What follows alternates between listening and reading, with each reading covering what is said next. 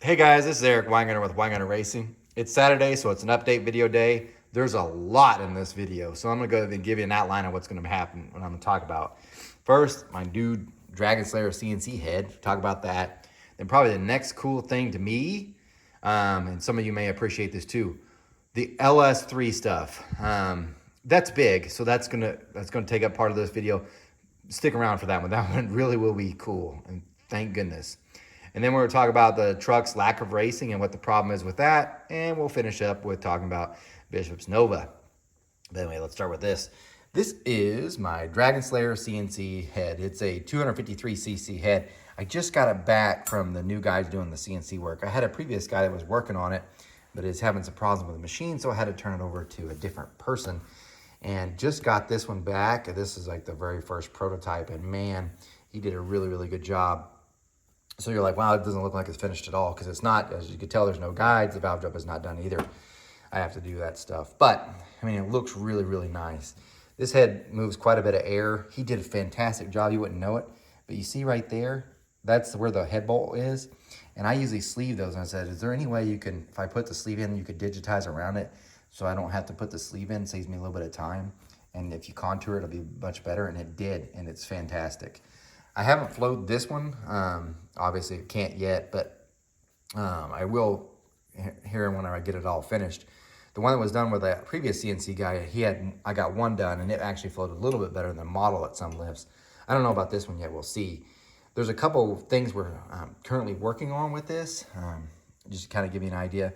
One of the things is this push rod slot, and if you don't do CNC work or you're not familiar with this, brodix doesn't put the push rod slots the same. So this is a small block Chevy, so obviously you'd think, well, these ports should be the equal distance, so this should be equal distance. Incorrect. I don't know why brodix does it, but one side, and if I'm thinking about it, it's this side, it's moved over more this way. So the outside slot here is moved over this way. And this one's moved over as well, so that you actually have a ton of clearance on this side for a push rod and next to nothing on that side. So they're not uniform, is what I'm trying to tell you. So if you get a regular stud mount rocker, it will clear on one side but not the other. And I only point this out because whenever we were doing the programming, I had ported this port, and that's what the model came from. So when they mirrored it and flipped it over to this one, it actually broke through on these ones. So I had a new set of castings made, and I said, don't do the push rod slot, just leave that out, brodix, and then I'll have it machined in. Which I did, and I think I gave them too much clearance. So right now, currently between the port, and I'll show you in a second, is 60 thousandths between the port and the outside. And I just must not have done my math right, because the problem with that is it doesn't clear the rocker like I want. So this is a Jessel Sportsman shaft rocker. This is a 250 offset. This one will clear, will not clear. So the 250 does not clear. This is a 300 offset. By the way, they cost the same. So for those that don't ever, I'm a Jessel dealer, but if you never order Jessel rockers and you order Sportsman's, they have a -0, which means an offset, and that gives you this rocker. That's a 300 offset versus a 250. This one clears these no problem. The 250 does not. So what we've done too is we have another one. I did it a different way too, because I knew some of the heads will come, and I've actually one right there now, where the push rod slot's already been cut from brodix. So what we did is we actually moved the inside of the port here in more, so that it would, of course, clear the push rod. So what that ends up happening is this one right now has a cross-sectional area of 2.75. The smaller version is like 2.70. And both of those, the idea was the 2.70 one doesn't require a shaft mount rocker at all. You just bolt on your regular rockers, you're good to go, because they're the same slots that brodix has from the factory. This one, if you run Jessel Sportsman's, you have to run the 300 offset. I'm hoping to get this one where, and all I gotta do is tell them just move it over a few more, and we'll be able to clear and be able to run a stud mount eventually. But right now, no. There's also a bigger version that we're working on as well, which instead of it being small here, we're taking an actual offset where you'd have like a 550 on the offset on the rocker, and we'll move this sucker way over. And then we'll get in the 2.8s and 2.9s on that, which would be great. But anyway, that's what it is. I mean, it is a nice port, great work. This does go back to prove something though, about heads. So everybody thinks that CNC heads are the greatest thing ever. If you ever have a CNC head ever done on an as-cast head, you'll understand it's not. There's always shifting. So let me explain. Look, that's where it didn't touch. That's called shadowing. Because I've said this before, brodix on this port here, it's always shifted that way. This one shifted that way, and these two are perfect, except for the exhaust, which you can see here is always shifted that way, and so is it on this one. So I actually told him, I don't want you to take material here, so you're like, that looks like a shadow, and it absolutely does. You can see it. Well, the light didn't just die. You would see it, but I told him don't take that material out because then it makes it too thin for me. Like I feel a little uncomfortable. It's starting in more thin than I want. So I'm just gonna hit that with cartridge roll. Does it affect flow? No, because that's not where the exhaust goes. It's going that side. So I need material moved from that side, not this side. Anyway, that's it. Bad news, Bill, I know you're watching this. You see something wrong with this one? Yeah, he cut a pair of heads. He just grabbed a pair because I sent 5 sets. And I had his hope up, but yeah, this one doesn't have the stall pattern, so he sent me the wrong one. This is, by the way, what it looks like when it's got valve jobs, so I still have to do more work. So this one is the supposed to be the matching pair. This one, yeah, loosen my clamp here. It has the stall pattern, so I gotta wait for the other one to show up so I can finish this one. But yep, guides are installed, got the valve job, and as you can tell, I'm gonna have to blend. You just have to blend, but which the head's dirty, so you only see it. Look at the transitions, almost perfect. There's like no line. You can see it barely anything. Let me get the camera there. I mean, that's smooth as butter. I mean, I love it. Yeah, I've got to blend in here to set the throats, which is not a big deal. In a way, I'm glad it's smaller like this because this is a 2125 intake valve and a 1575 exhaust valve. But I could make this head also because the way the throats are, I could make a 210 and a 1600 if someone wanted it that way. For piston a valve, or if you're doing it on a 430 bore, it could work it the same way. So I guess there's more options available. It just takes more handwork for me. Anyway, that's the head. I want to show you on that. Now for the big thing, the LS. When I say my viewers are amazing and make a lot of this possible, I truly mean it, because this is neat. So as you guys know that have been a channel member for a while, I'm building or having built an LS 408 engine. Currently, Dunsworth Machine Shop in Enid's putting it together. The short block is together, so it's absolutely together. But I don't obviously had the heads and stuff on it. And I mentioned, man, I'd like to test some of this stuff. Well, one of the viewers is actually a channel member too, so he paid for membership even more. He said, I got an idea. You want to do this? Well, here's what he's done. And I'm telling you, without him, this ain't even happening. And I don't know that this test has happened so far on the internet. And some people might say Richard Holder, and I'm like, no, he's not testing on the same engine, and definitely not these heads. So what the guy did is he said, I've got a set of 823, the LS3 heads, to make sure they're 823s. Yep. He said, I got a set of 823 heads, and I've got a Texas Speed camshaft. Here are the specs. He said, if you want to use it for that, I'm okay with it. And I said, okay, sounds like a plan. He said, if you want to use them, go right ahead. So what I'm going to do is I'm going to rebuild this head, these heads.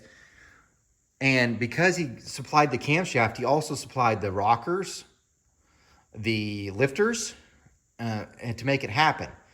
So we could test this on the actual 408 LS dyno mule. Because several of you have said, well, the small block Chevy ain't nothing because those LS3 heads will crush it. We're going to find out. Now, granted, this isn't the same solid roller camshaft running on the small block Chevy. But if it was just that, you guys would just be thinking that's a lame test anyway. No, it's more. This guy also, he purchased from me the AFR LS3 enforcer heads. So a couple weeks ago, I did a video on that. So guess what? I'm going to refresh these. We're going to dyno it with this cam, keeping the same cam in from Texas Speed, popping in the AFR LS3 enforcers. We're going to see how much power it makes over a rebuilt LS3 head, stock one. Oh, but it gets better. ProMax sent me their small bore LS3 heads. That's these.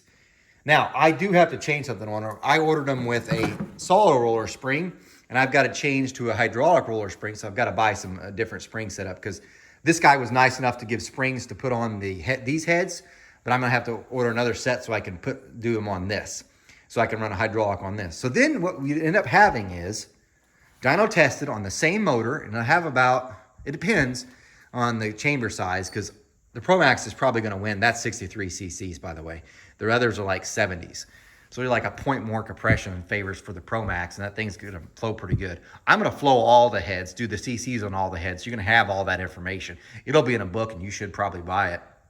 But anyway, I'm gonna do all that. So you have 3 heads tested: the stock LS3, the AFR Enforcer LS3. And by the way, he bought them, and I didn't say, hey, AFR, send me a set so I can test. No, he literally bought them, so it's exactly as someone else would buy them.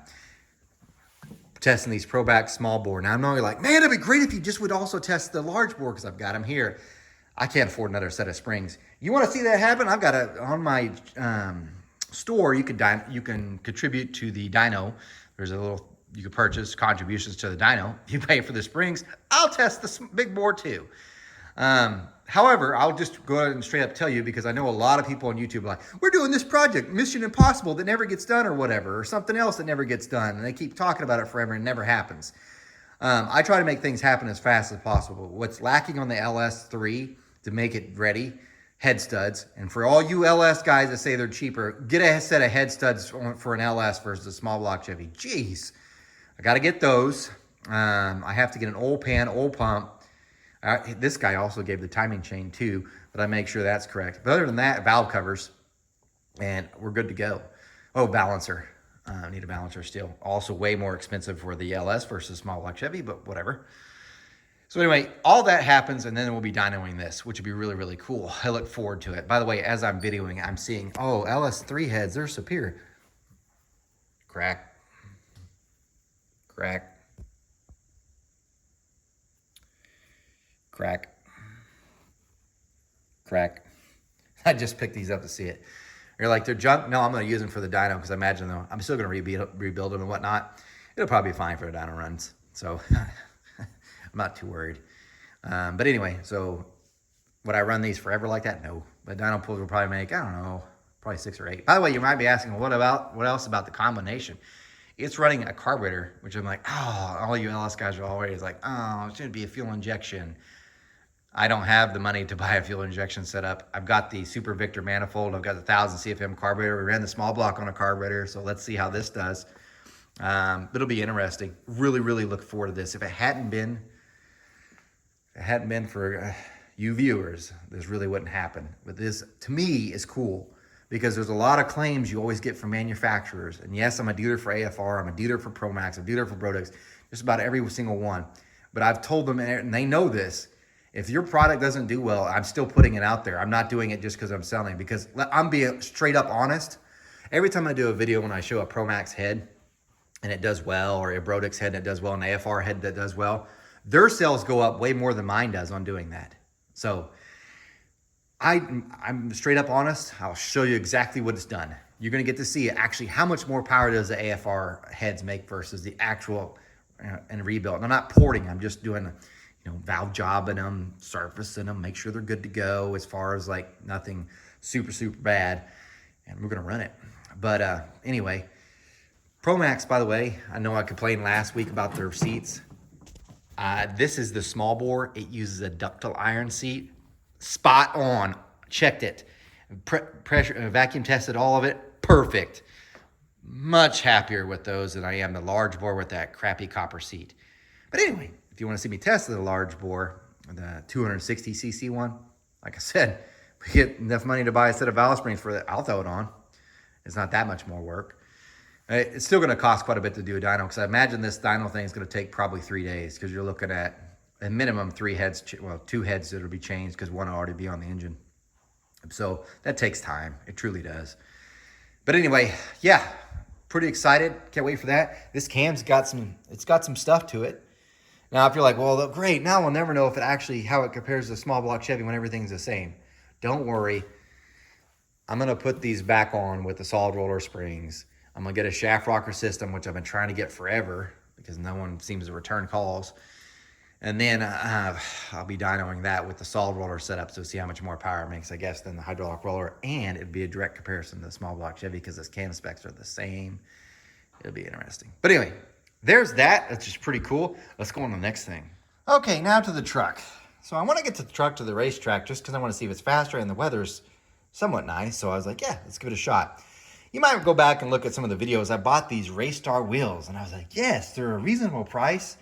They work with 5/8 wheel studs, so they claim. This should be no problem. I can't wait, because this way it would save me money, and I don't have to buy some more billet specialty wheels, and then I can run a slick. Because you might say, what tires are on it now? Well, I'll show you in a second, but they're radials, because I drive it on the street. So I wanted to try slicks, because as you know, I'm having a huge traction problem. I think if they want to do a next no prep race series, they should do no prep with radials, because good luck. I know several people are like, radials, I can get them to hook up. It really depends on your track. And I'm not knocking Tulsa. Tulsa is actually a great track. But really, their prep is more situated for radials, for slicks, not radials. Radials really will struggle. Slicks, you're much better because it takes more glue to make it work. So, of course, like you'll see like tracks where cars are going extremely fast and they're on radials, but they've got way better prep.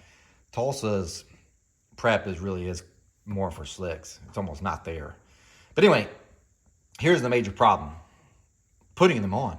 So when I ordered these wheels, because you're going to think, well, you screwed up. You're an idiot. You should have checked. When I called to order these wheels, one of the questions I had was to make sure it fit was, are your holes going to work? Will they fit with the 5/8 wheel studs? And they're like, yes. This hole measures a 750 diameter. The woman I talked to, she said you could take your washers that come with your Moroso kit. They look like this. This is a smaller one. And what you can do is you can put it on and it will center the wheel. It does not. As you can tell, it's got more play. To make matters worse, these holes aren't the same. So some will have more play. Some will have less play.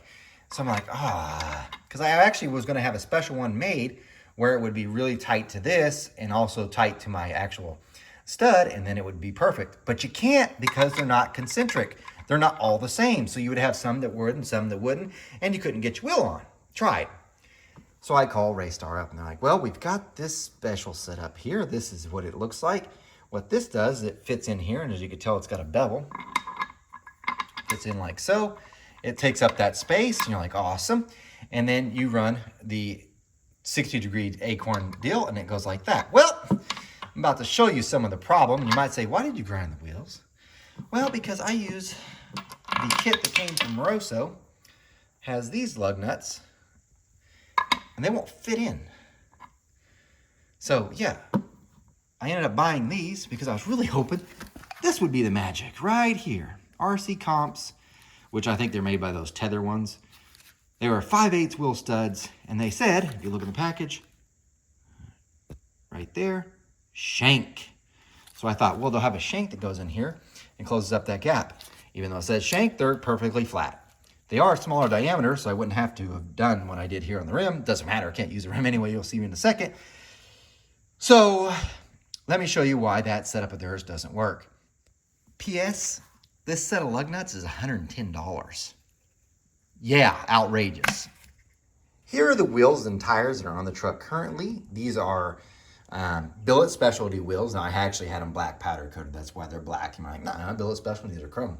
These are black powder coated, and I did that. As you can tell, there's your 5/8 wheel stud. And look how nice and tight that fits in there. Perfect, right? If you noticed, you've got threads, and then you got this right here. This is your shank, and it's bigger. Remember, this is their piece that they said would work. But, nope.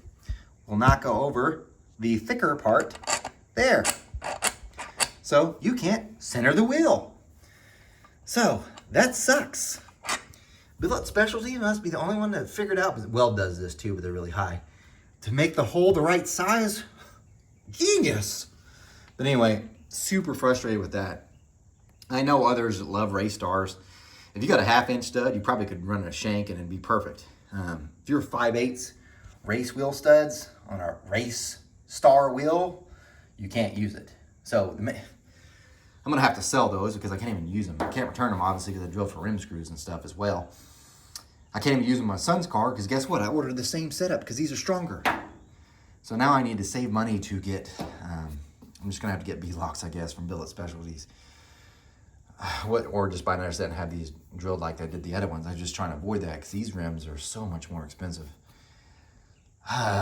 Yeah, that's frustrating. So I was going to, anyway, just screw it. We're going to race with the radials. Give her a go. See what happens, right? But today they're having some kind of bracket race. Tomorrow, which is the Sunday one, I was like, I'm gonna just give it on a Sunday. That's all right. Sounds like, because they rarely do things on Sundays. They're saying like high winds and then possibility of tornadoes and stuff.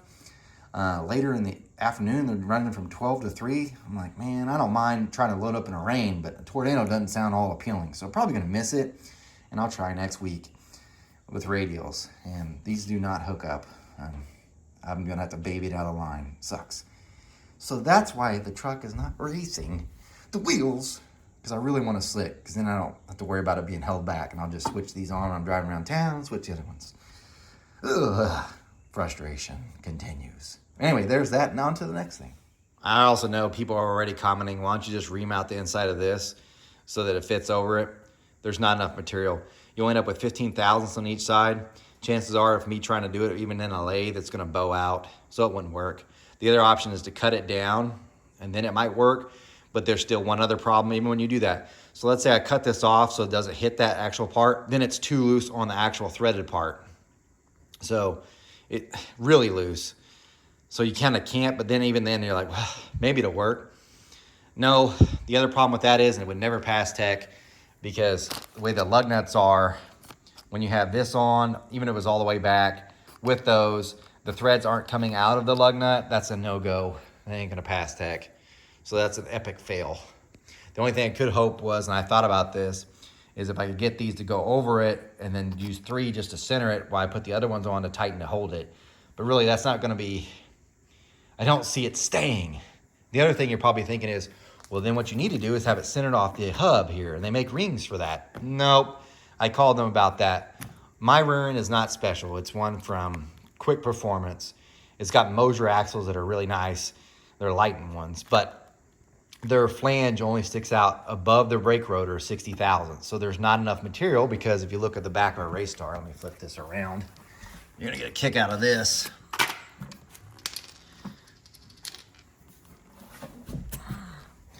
They beveled the crap out of it.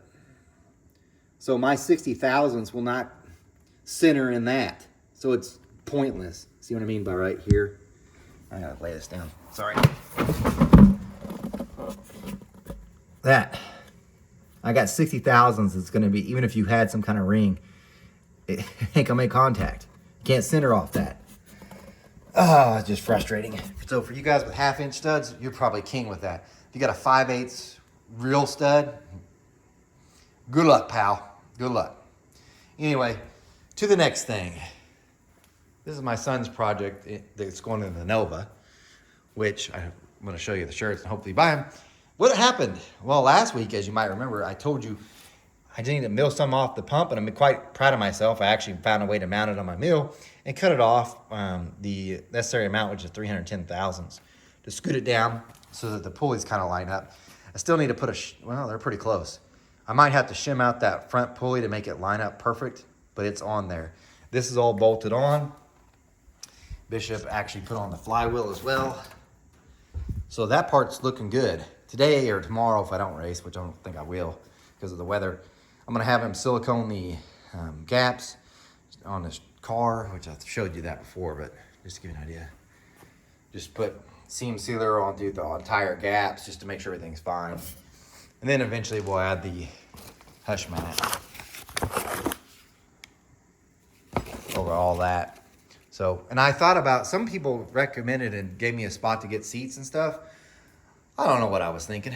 I could use the bottom one, but I can't because he put the bars through where the seat would go. I wish he put them through the speaker hole, but that's fine. I'll just do something with that, cover it up with the sound deadener. Still got to block those holes anyway. But that's what's going on with this car, not a whole lot of progress. So there's that. And the last thing, this one little cool thing. By the way, in case you're wondering, was he swimming? No, he actually had a week off from it. So you know what he's been doing? Besides slightly helping me in the shop, I mean slightly with this, climbing. He started doing, there's this climb Tulsa here where there's a huge wall, it's like 40 foot tall, he climbs. I guess it helps with their strength when they're swimming. I don't know, but that's what he's been doing. But I want to show you this last thing. Here's the shirt for the car. I will put a link in the description so you can purchase these. If you purchase one of these shirts, it actually, the proceeds really go to get this car done. I'm not gonna lie. But you also get entered in a contest to win a ported intake manifold. And this is what the backside looks like. feel like I don't like the car, but my logo looks pretty cool on the back as well. Anyway, they're on the my online store. There's other stuff there too. I'm gonna point this out. I'm probably gonna have an Easter sale just to get rid of any of the remaining books that I have in this print version of the books. So I'm probably gonna mark them down like 20 bucks and you can just buy them because the office got too much crap in it and I need to get rid of the books that I have. So if you can visit my online store, you'll probably see a lot of the books that are available. The print ones are probably, I'm just gonna get rid of them at 20 bucks. So I think it's about what it costs to print each one anyway. I don't care, but I just need to get them out of the way. The new ones will be printed in April. So I'm waiting until April and then I'll print what I have. So, but anyway, that's later on. Final thing is this cool shirt. So Mike Edwards, when I talked about it last week, I got to see him and I did him at Simple Simon's together. He said, man, send me your address. So I sent him my address. He mailed me this shirt and this hoodie too. Guy's wicked awesome, right? So then I'm like, just because it's me and he's my hero. I got heroes. Pro stock champion, right? And setting records. So I was like, man, I really would like to meet with you and talk to you. And he said, yeah, maybe we can work out some lunch next week. So hopefully that happens because that'll be like super pumped, man. I'll be like, amazing. He's got a vast knowledge of stuff. But anyway, super cool guy. Guys, thanks for watching. Without the viewers, man, this stuff wouldn't happen. I'm telling you now, and I appreciate it. And I mean viewers that like contribute and stuff. The rest of you that are watching, I appreciate you too. Don't get me wrong. So I think the community is building what you want to see, which is kind of neat when you think about it. So people want to find out stuff instead of buying it and sometimes testing themselves. Everybody comes together and this package seems to work. So it's really been successful. I think if you look at all those intakes that were tested with a small block Chevy, most of those are from viewers. So without you, a lot of this testing wouldn't happen. So it would be much, much smaller. So thanks for all of that. You guys remember, I don't pour cast iron heads. I'm no Superman. You guys take care.